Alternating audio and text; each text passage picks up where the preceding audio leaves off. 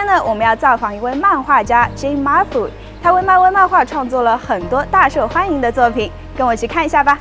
My name is Jim Mahfood. I also go by Food One, and I'm a freelance illustrator/artist working in the fields of comic books, advertising, illustration, animation, body painting, and live art in nightclubs and gallery shows. You're a comic artist. Yes. When did you get into this industry and how did you start?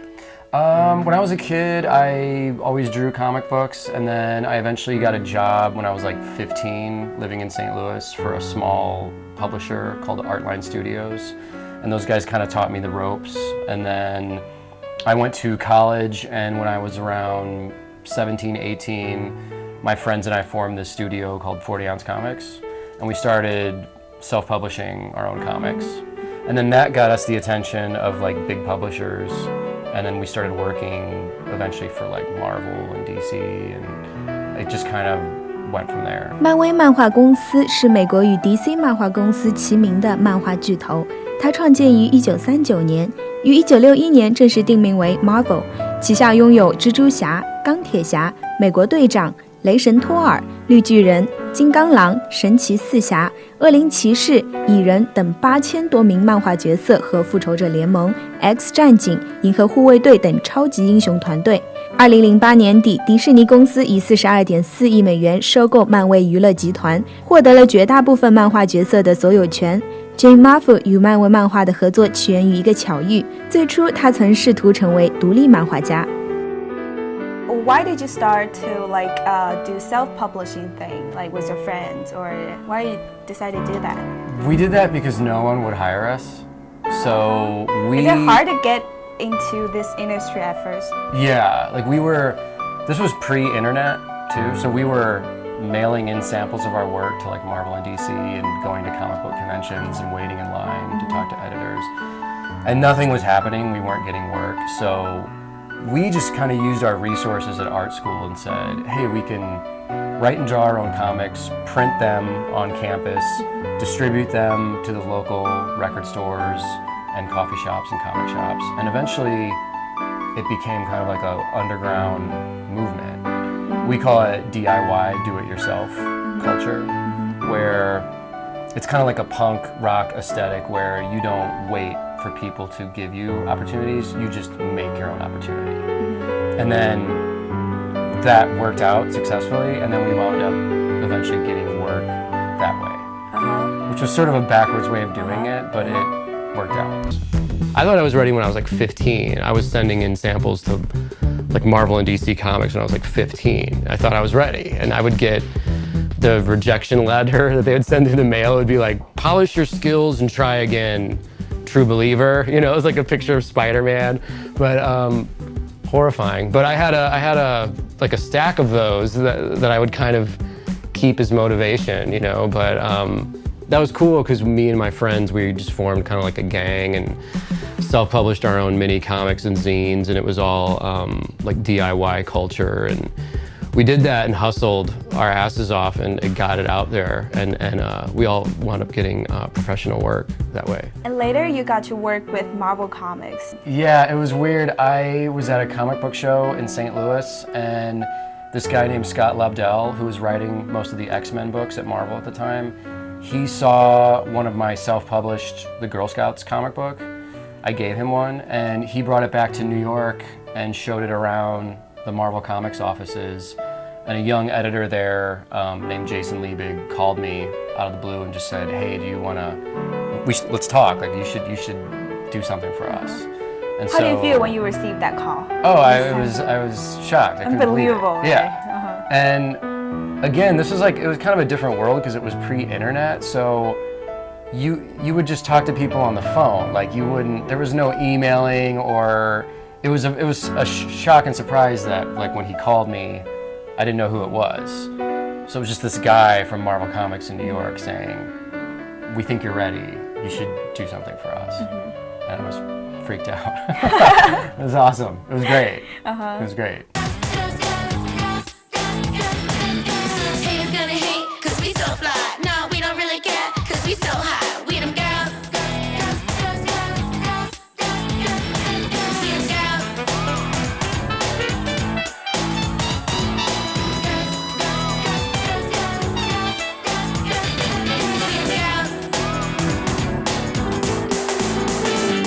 But let's talk a little bit about Girl Scouts. Yes. Yeah. Where did that inspiration came from? Girl Scouts was sort of like my kind of homage of Tank Girl. There's a comic book, a British comic book called Tank Girl, and I was so obsessed with it and fascinated by it that Girl Scouts is kind of like my ripoff of Tank Girl, but in a like respectful way.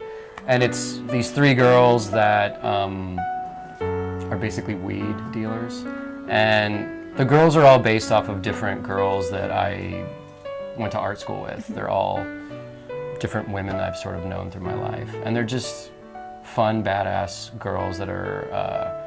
It's really a joy to like write and draw them. They can just do whatever they want, and it's fun. And then recently, a couple years ago, I eventually got to draw the actual Tank Girl comic book. So it kind of went full circle, where Tank Girl influenced me, my work, and then my work got me to do the actual Tank Girl book. So it was like a beautiful, full cycle moment in my life and now I'm doing Girl Scouts again. It's the 20th anniversary this year of Girl Scouts. Oh, that's a long time. Since I put out the first book when I was a kid. Are you kind of doing a TV pilot like project on Girl Scout? Yeah, we got the budget from Ron Howard's production company. They're called New Form Digital, and we're doing a TV pilot of the Girl Scouts for them. This really talented director, Mike Diva, is directing it.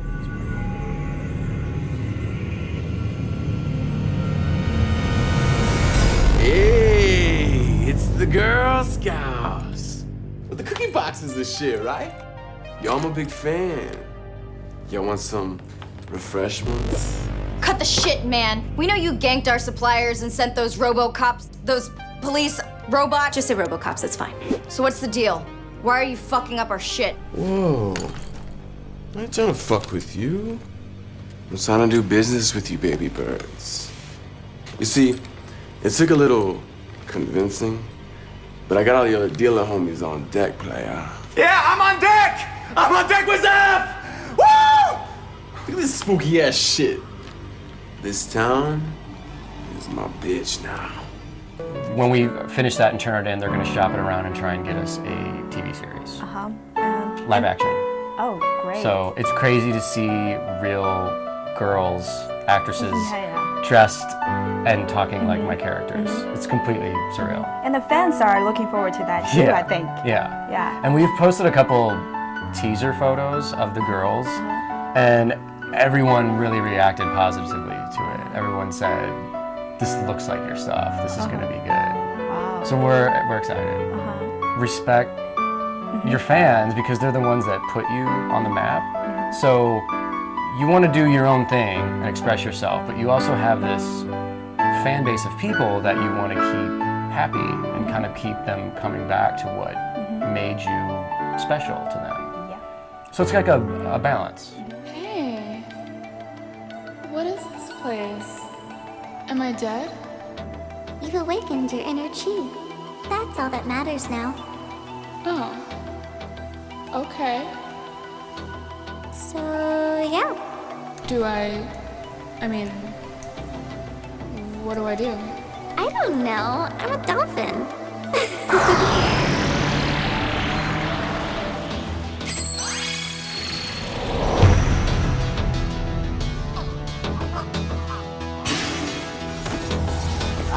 Back for more, baby.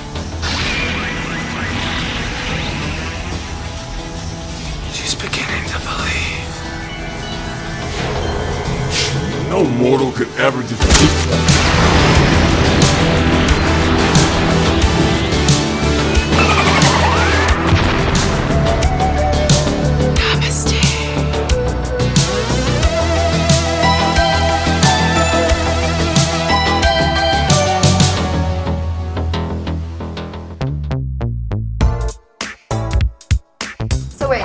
Weren't brainwashed, like, at all. Oh no, yeah, I was just rolling balls. Zeph's actually a pretty chill dude. Sorry, was a chill dude. No, Eli, he technically just killed me. That's like the opposite of chill. Well, agree to disagree. I lost a friend tonight. Hey, so, are you, like, immortal now? Like, what exactly happened? Yeah, because you were like so dead. Oh yeah, you were extremely dead. Honestly, dude, I don't even know. Whoa. Well, whatever it was, thank you for saving our asses back there.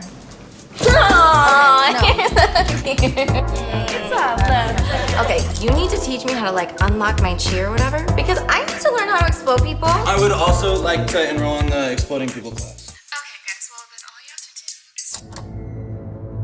The fools. We will let them think they've won for now.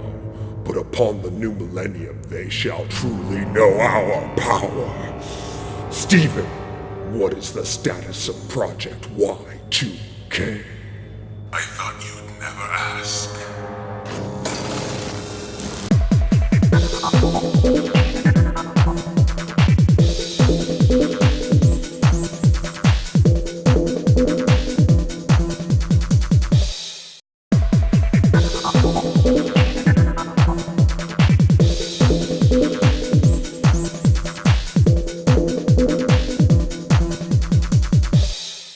Our job is also as artists is to like bring cool to people.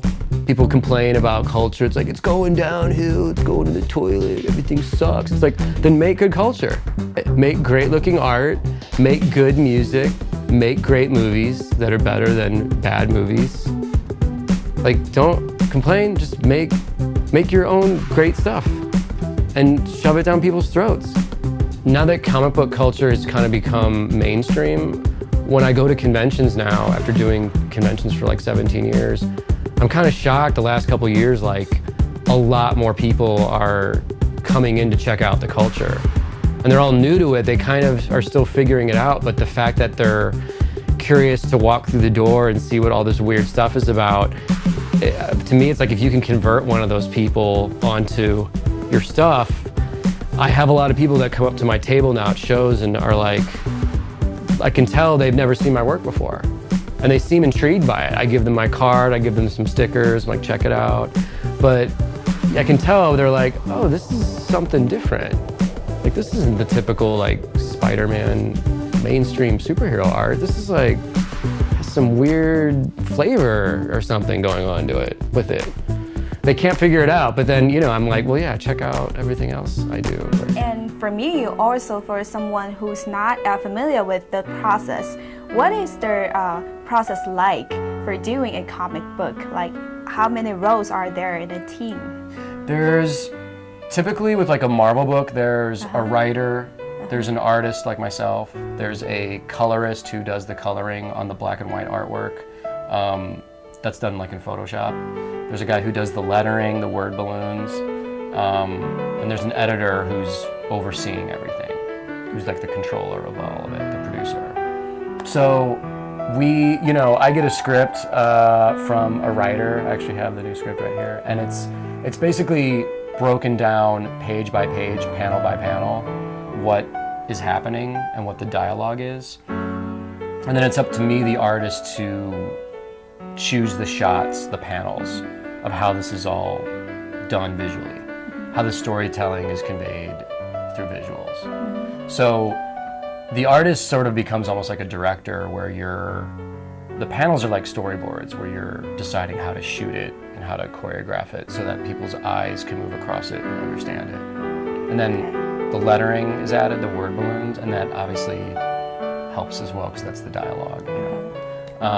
And the coloring is added, and that brings it all to life, but that also adds like a mood to it. The coloring can be its own character in itself, you know. If it's a very serious scene, the colors can be like dark and somber. If it's very bright and happy and crazy, it's like bright colors, craziness, whatever. But so the whole team works together as this unit. But you still performed admirably. And don't meddle with my mind, Miss Frost. You could not hope to decipher my thinkings, whereas yours are acutely transparent.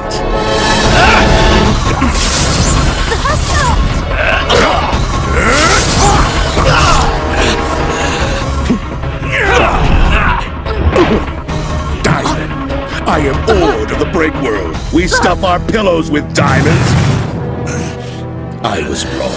I am disappointed. The mighty X-Men, and not one of them strong enough to... Wait.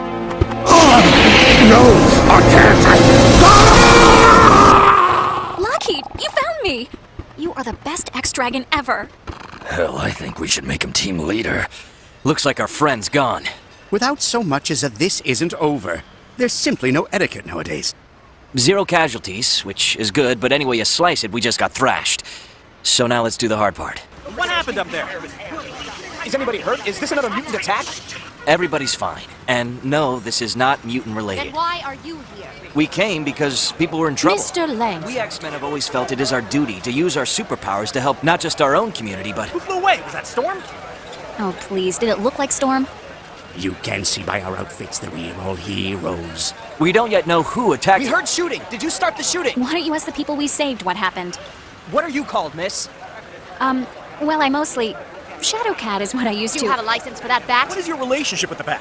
I don't even know what that means. My family's extremely generous support for generations, and the very year it becomes public knowledge that I am a mutant, I am for the first time left off the guest list.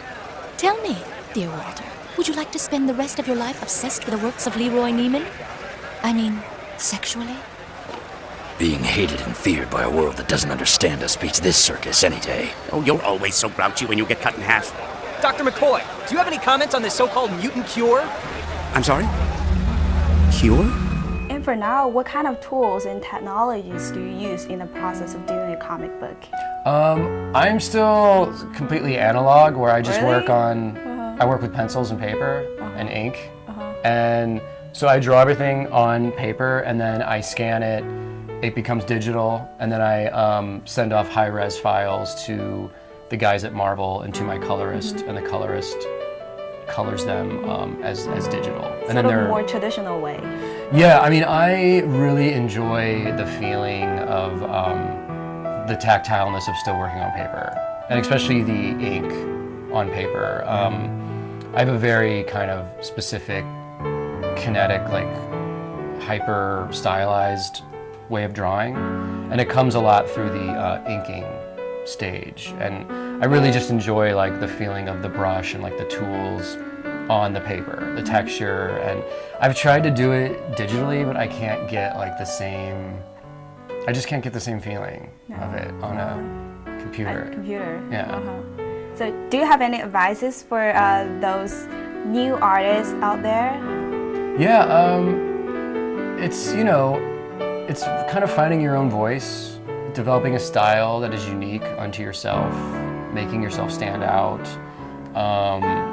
Also, kind of, you have to develop the discipline to, you know, be true to your craft and be able to sit in a room for like 10 hours a day drawing.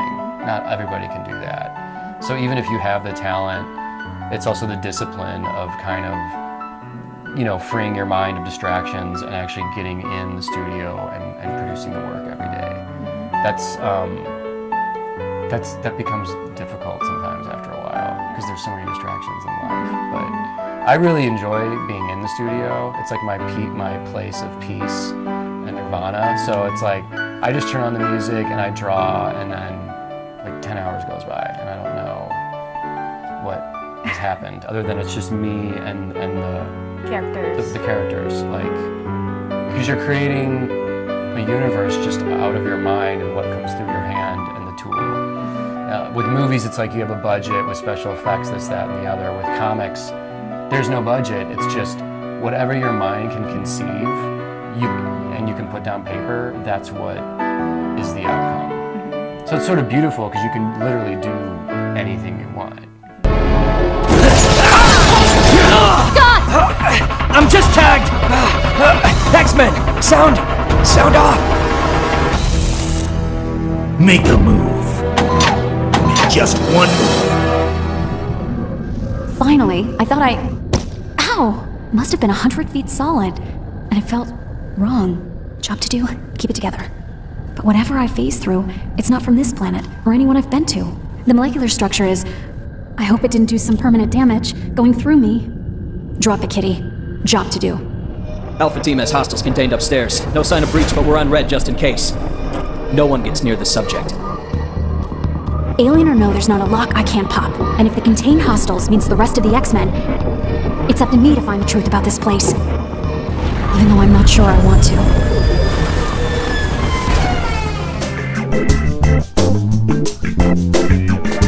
This is the cover for my new book I'm doing for Marvel. It's called Howard the Human, and it's based on, there's a Guardians of the Galaxy character called Howard the Duck, who's like a duck detective.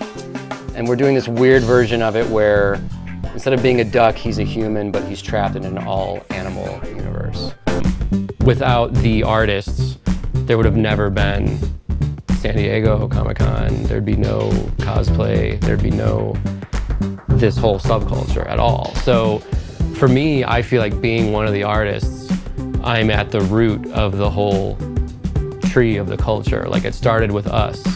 And I hope that people that are casual observers discover that, you know, and that's not just like video games and people dressed as Batman or whatever. Although that's pretty cool too and pretty funny.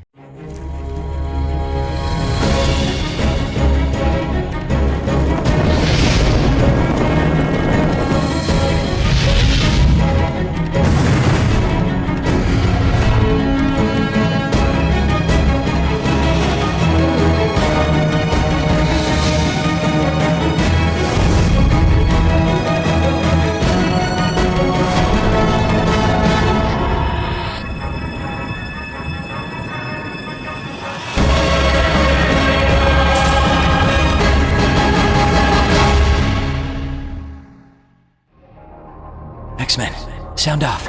Iceman, sounding off. Fireman, sounding off. Clothing man, sounding off. Ability to hot man here. Wait a minute, aren't you all the same person? Oh, Scott. Oh, darling. What a failure you are. No, I got this wired. I'm putting in storm windows. Oh, seriously? Do we have to do this in front of everybody? Stop faking it, Scott. I did. Jean, please, just tell me. Do you at least like the costumes?